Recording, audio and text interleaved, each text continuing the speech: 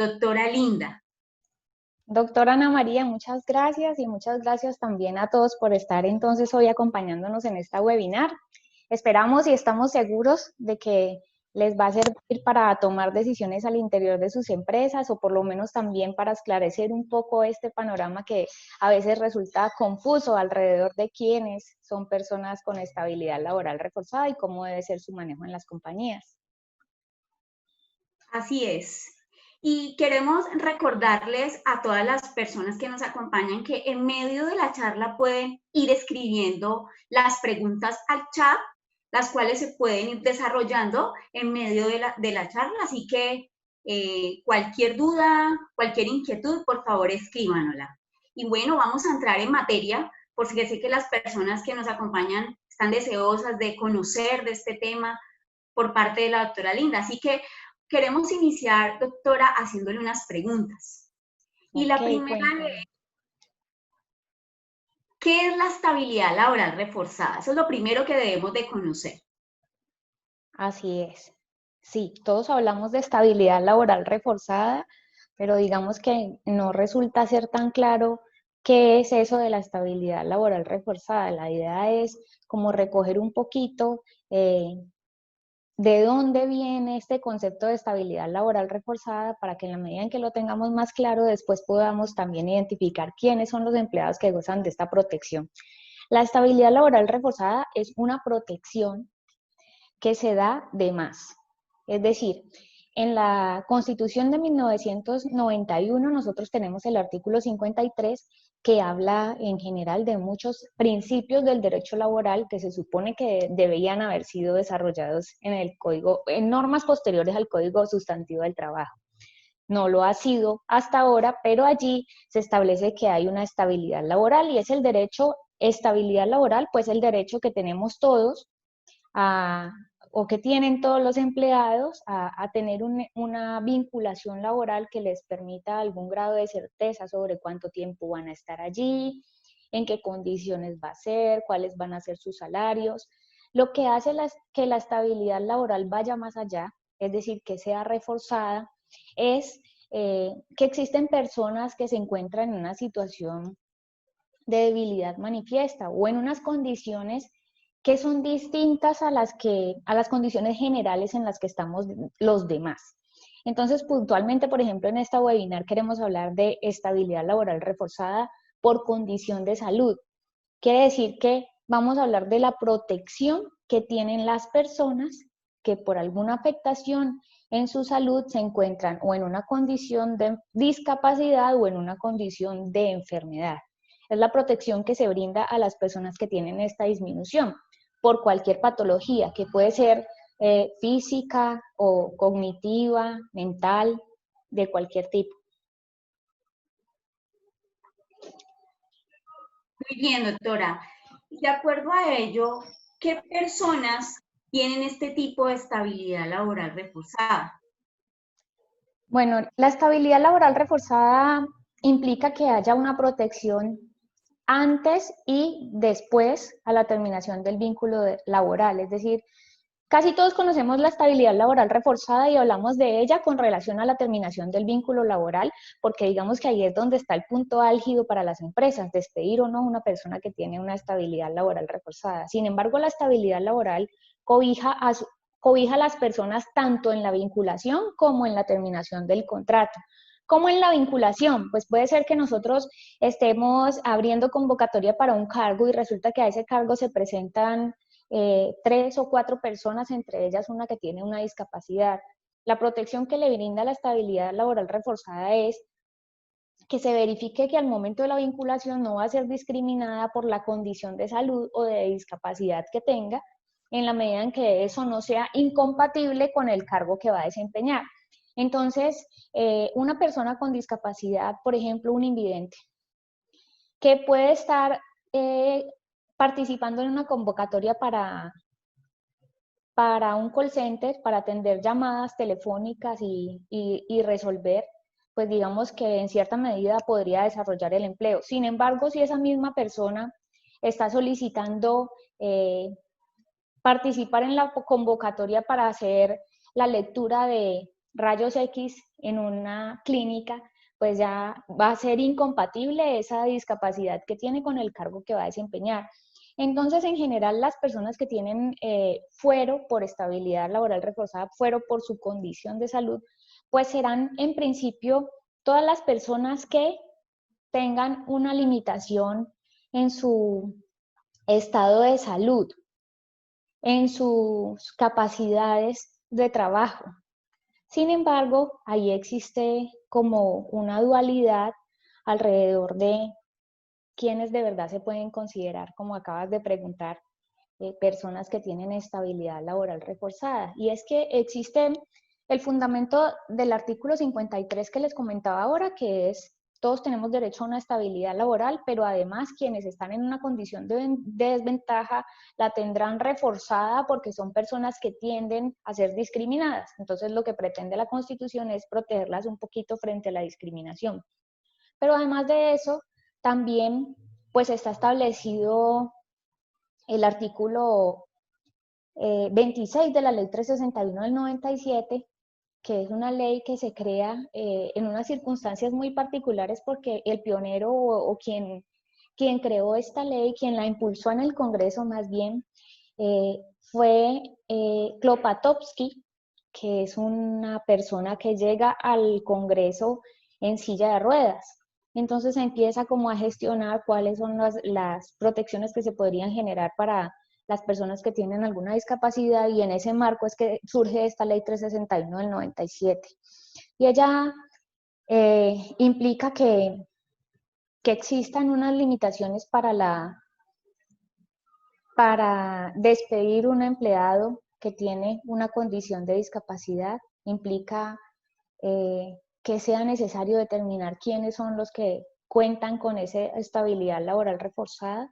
Lo que la ley plantea es que debe haber una disminución de la pérdida, una disminución de la capacidad laboral calificada superior al 25%, que es también la posición que comparte la Corte Suprema de Justicia. La Corte Suprema de Justicia ha determinado que quienes gozan de esa protección pues son las personas que ya tienen una calificación de pérdida de capacidad laboral, es decir, ya pasamos ese momento en el que tienen unas incapacidades interrumpidas, otras que ya vienen siendo muy prolongadas, ya tienen más de 180 días de incapacidad, ya los remitieron al fondo para que haya una calificación, y además esa calificación se dio y corresponde a un 25% o más de la pérdida de capacidad laboral. Para que exista esa estabilidad laboral reforzada para estas personas, la Corte lo que ha dicho es eso, que tiene que haber una pérdida de capacidad laboral, la Corte Suprema de Justicia. Tiene que haber una pérdida de capacidad laboral superior al 25%, que además existe estabilidad laboral reforzada cuando el empleador conoce la condición de salud del empleado.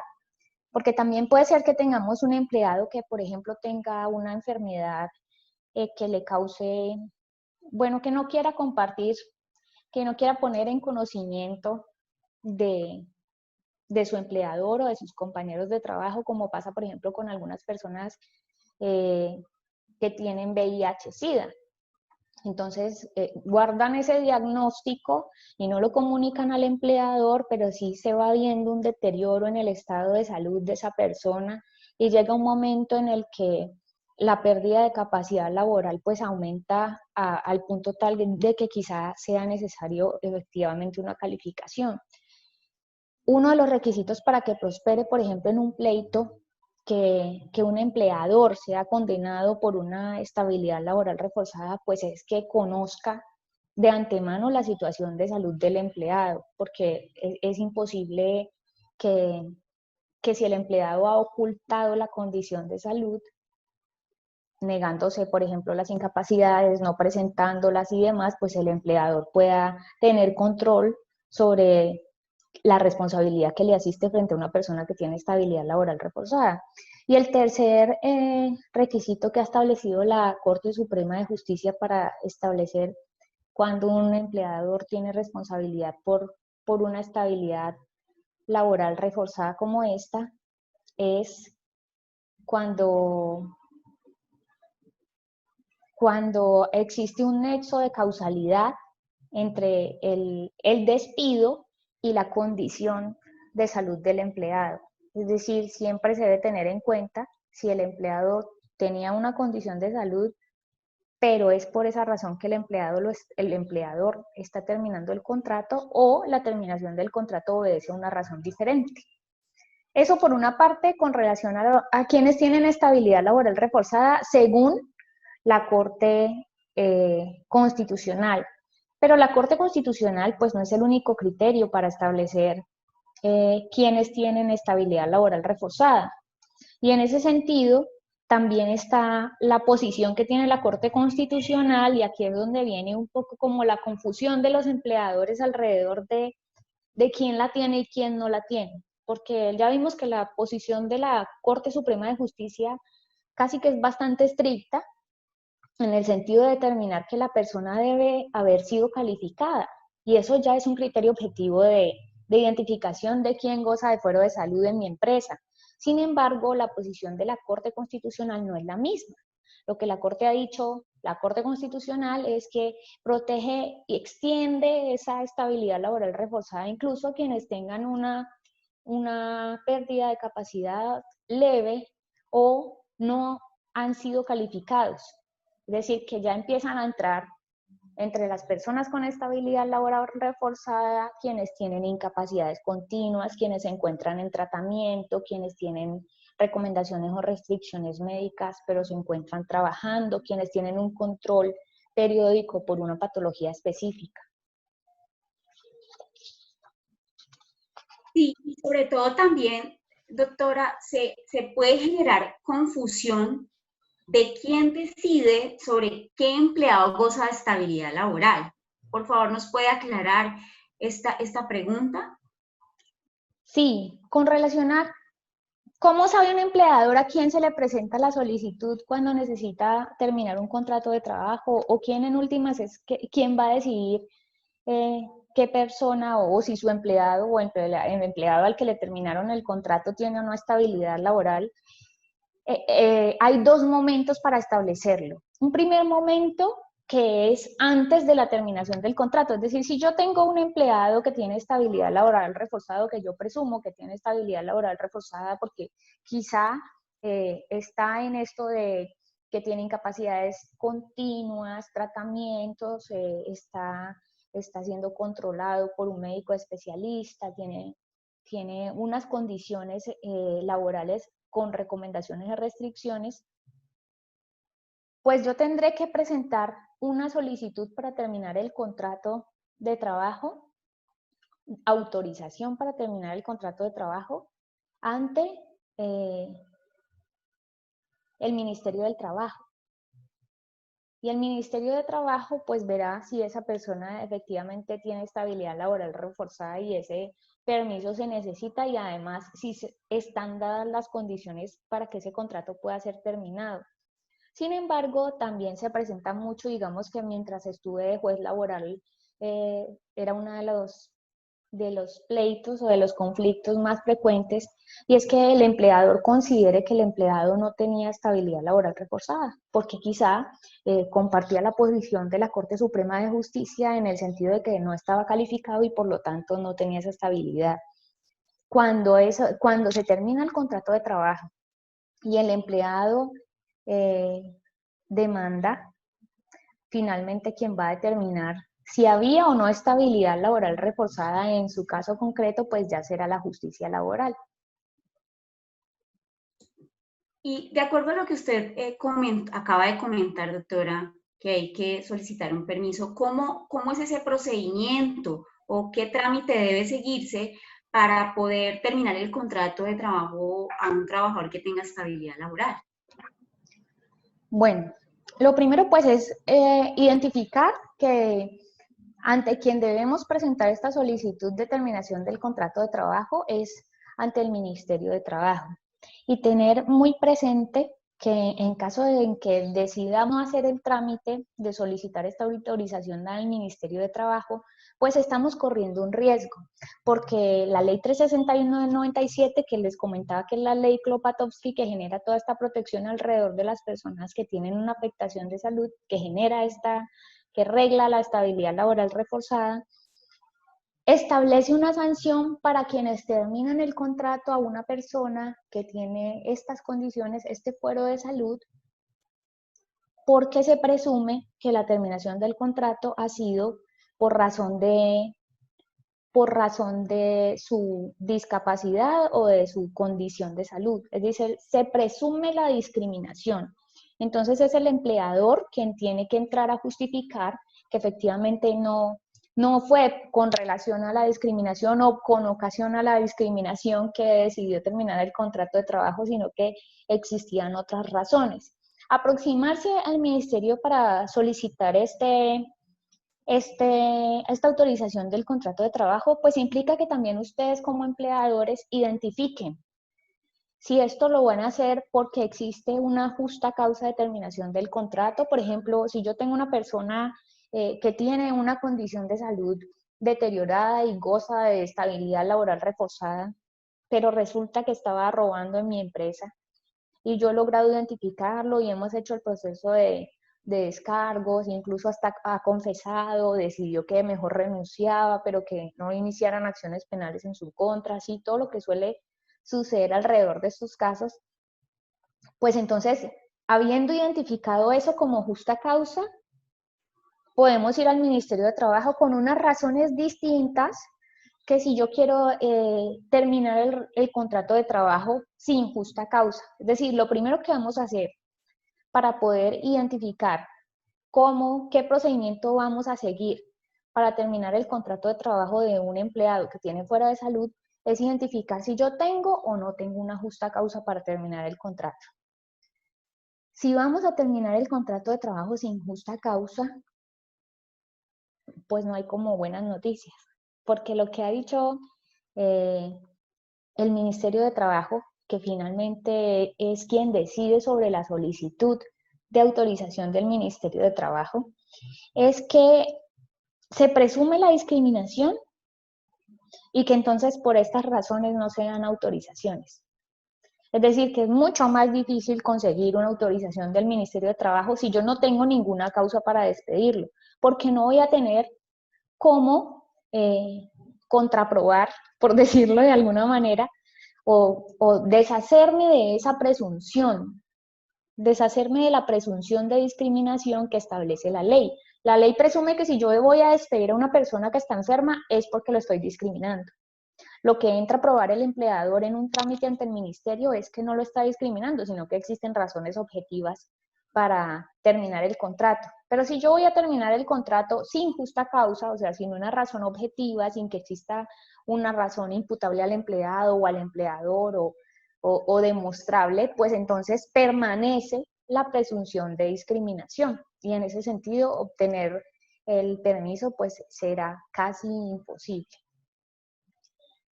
La otra razón por la que podríamos terminar el contrato de los empleados pues es porque tenemos una justa causa.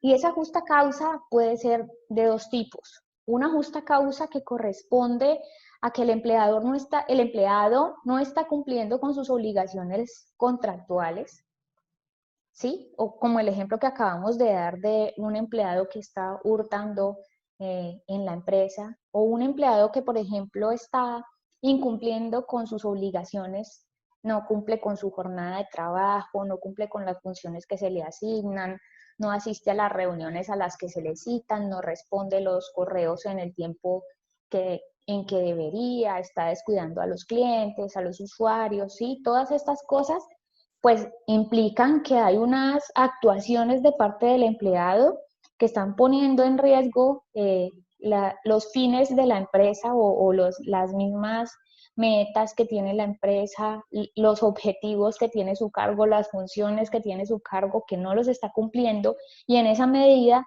pues entonces la estabilidad laboral reforzada no llega hasta allá. ¿Por qué no llega hasta allá? Porque la estabilidad laboral reforzada lo que pretende es que no haya una discriminación frente a la persona que está en una condición de disminución de sus capacidades físicas o mentales, pero no es un privilegio, es un derecho, no un privilegio. Es decir, que al empleado que está en estas condiciones se le puede exigir el mismo cumplimiento de obligaciones que a los demás empleados, siempre que la empresa esté proveyendo todo lo necesario para que él pueda desarrollar sus funciones. En ese sentido, entonces, si la justa causa existe, lo que el ministerio va a verificar es que se haya hecho el proceso de adaptación o reubicación adecuadamente, es decir, que la empresa le brindó al empleado todo lo que se necesitaba para que él verdaderamente pudiera desarrollar sus funciones, porque, digamos, pensar en terminar el contrato con justa causa a un empleado porque no está cumpliendo con las metas que se le habían establecido, cuando la afectación a su salud implica que, por ejemplo, el ritmo de trabajo sea más lento. Les pongo un ejemplo de un vendedor una persona que fuera vendedora por teléfono y digamos que tiene un accidente cerebrovascular, ahora le llaman evento cerebrovascular, comúnmente el derrame.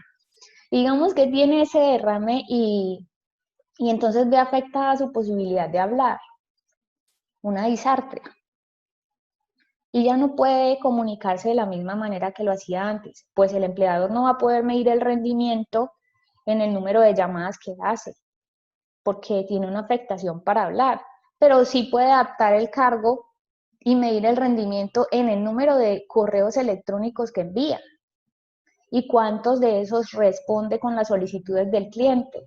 ¿Sí? Entonces, en la medida en que existan esas adaptaciones o reubicaciones necesarias para que el empleado pueda cumplir con sus obligaciones, eso es algo que va a verificar el Ministerio de Trabajo cuando solicita autorización para terminación del contrato con justa causa imputable al empleado.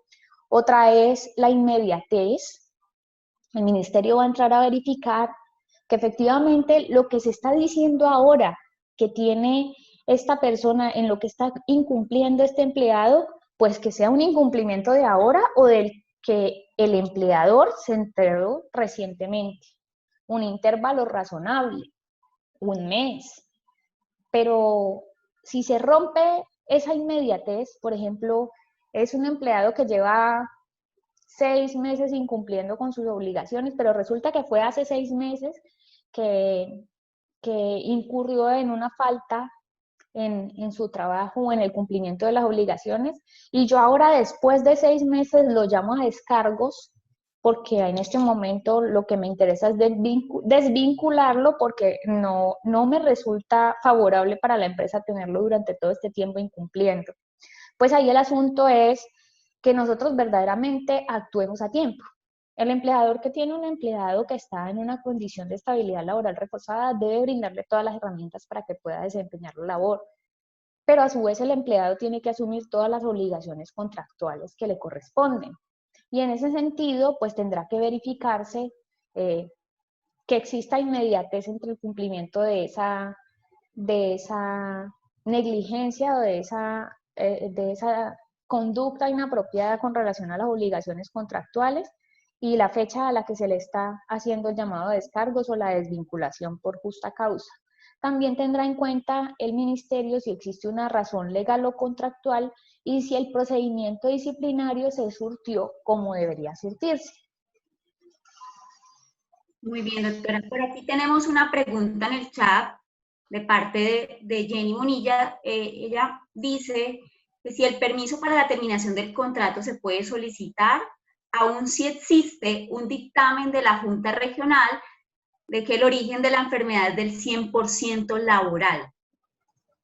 Sí, digamos que el hecho de que el origen de la enfermedad sea laboral o sea de origen común o de esa calificación de pérdida de capacidad sea de una de las dos, no hace una diferencia con relación a la autorización del Ministerio de Trabajo.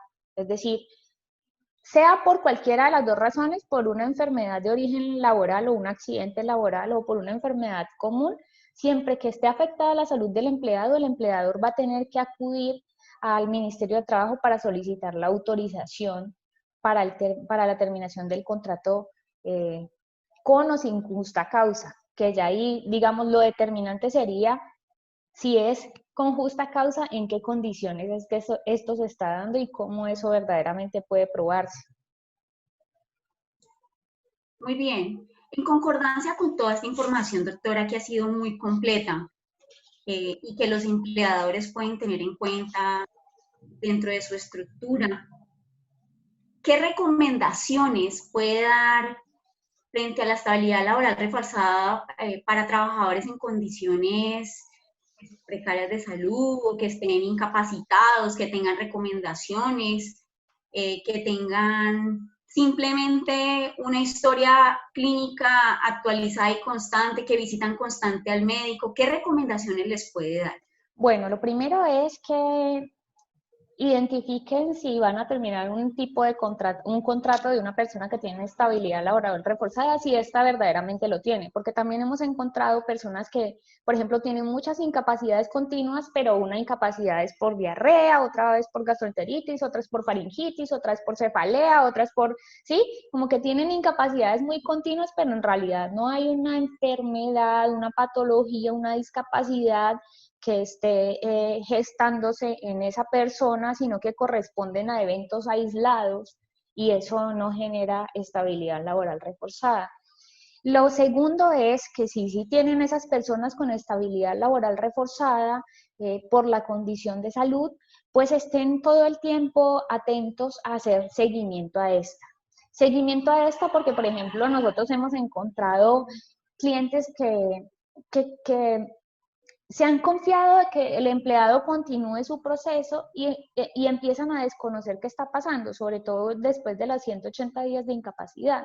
Entonces el empleado ya empieza a radicar incapacidades al fondo y pierden el contacto directo con la situación del empleado. Es necesario conocer todo el tiempo qué valoraciones ha tenido, qué recomendaciones médicas, cómo le están haciendo esos seguimientos a esas recomendaciones o restricciones médicas desde seguridad y salud en el trabajo, cuáles son las adaptaciones que podrían hacerse para poder generar en el empleado un mayor rendimiento, es decir, intentar rescatar la capacidad residual a favor de la empresa y del desarrollo mismo del empleado, eh, haciéndole seguimiento a estas cosas para tener muy claro si tiene estabilidad, porque también hay personas que tienen estabilidad laboral reforzada y luego se recuperan, pero la empresa no se entera, ¿sí?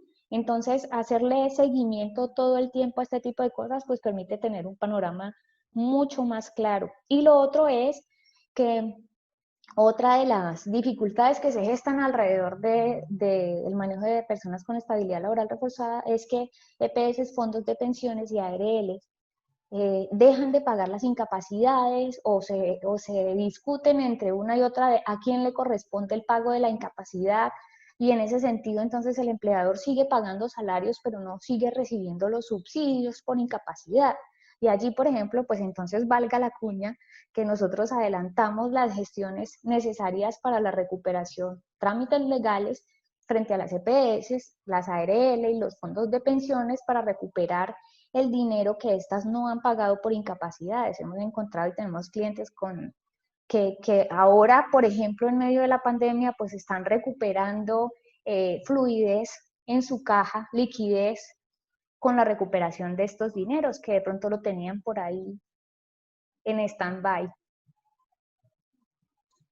Muy bien, doctora, pues con toda la información que nos ha entregado, creo que quienes nos están aquí invitando, bueno, antes de despedirnos, aquí hay una última pregunta. Antes, pues quisiera recordarles a todos que pueden suscribirse a nuestros canales, pueden seguirnos en nuestra página en Facebook, Twitter, Instagram, LinkedIn y cualquier duda nos pueden escribir al correo electrónico o a la página web. Nos pueden visitar www.wfabogados.com y ahí pueden encontrar todos nuestros correos electrónicos. Hay una última pregunta, dice, si la persona está en un proceso de patología, aún no ha sido identificada por origen ni por pérdida, sin embargo, lo que presenta le impide realizar su labor, por lo que refiere dolor, pero la EPS no genera incapacidad, ejemplo, cargo de servicios generales, se siguen las restricciones y recomendaciones, pero igual le dificulta realizar su labor. Entonces dice, bueno, aquí es más que una pregunta, dice, excelente información, muchas gracias. Pues, Bueno, Aprovecho eso que nos está contando también para decirle que esos procesos es necesario adelantarlos, o por lo menos nosotros desde la firma sí lo hacemos, de la mano de nuestro especialista en salud ocupacional. Entonces está jurídico y salud ocupacional, ambos, y frente a estas personas que tienen estabilidad, por ejemplo, hemos tenido algunos de servicios generales y les prohíben barrer y trapear, porque no pueden hacer este movimiento de un lado para otro, y hemos llegado a readaptar el oficio al punto en que entonces ya no utilizan el trapeador que va de un lado para otro, sino los que van de frente, ¿sí? Y pueden seguir haciendo toda la labor, prestando todo el servicio, cumpliendo con sus obligaciones, y el empleador exigiendo los resultados que necesitaba, y a veces es solo cuestión de ver cómo se adapta el trabajo con un especialista para que se pueda determinar en qué momento es necesario intervenir esa ocupación, cómo se puede intervenir y que se generen los mejores resultados para la empresa y, por supuesto, para la calidad de vida y salud del empleado.